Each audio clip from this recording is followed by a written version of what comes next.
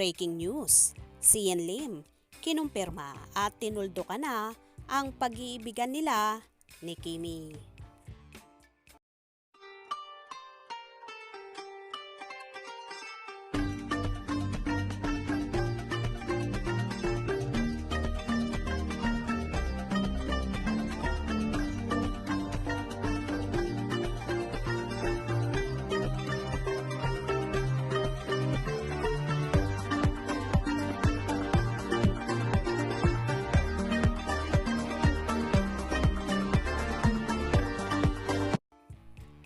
Pasabog ang Facebook post ni ABS-CBN Showbiz News reporter MJ Felipe matapos niyang iulat na binura ni kapuso actor Sian Lim ang halos lahat ng vlogs at videos niya at ilan dito ay kasama ang girlfriend na si kapamilya actress TV host Kim Chiu.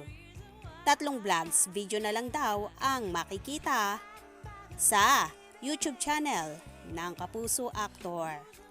Mababasa sa Facebook post ni MJ, "Look, Sian Lim has removed all his videos on his YouTube channel, including his vlogs with Kim Chiu. Only 3 videos and 2 shorts were retained. None of these retained videos had Kim Chiu in it," ani MJ. For the past month and weeks, Kim and Sian has been in the news, rumored to have broken up. Kim has been invading these rumors and question from the press. Tanong pa ni MJ sa madlang netizens, "Kayo, what do you think this means?" Kalakip ng kanyang post sa mga screenshot ng resibo sa pag-delete ni Sian Lim sa kanyang vlog sa YouTube channel. Kung sisilipin nga ang YouTube channel ni Sian, 3 videos na lang ang naroroon. Matatandaang matagal nang umiikot-ikot ang chikang hiwalay na sina Sian at Kim, subalit hindi pa ito kinukumpirma ng dalawang kampo. Makahulugan naman ang naging sagot ni Kimi nang matanong tungkol dito.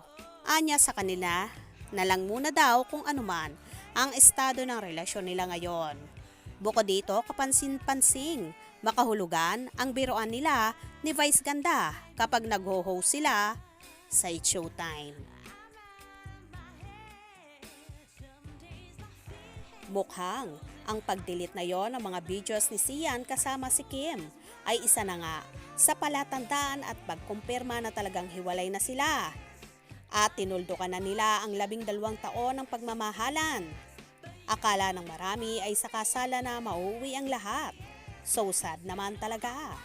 Wait na lang natin si Kimi kung kailan magsasalita regarding dito. For sure, so soon, aamin din ang multimedia idol na si Kim Chiu. Kaya naman tumutok at wag na wag pahuhuli sa mga maiinit na kaganapan. Anong inyong magiging reaksyon sa bidyong ito? Comment below.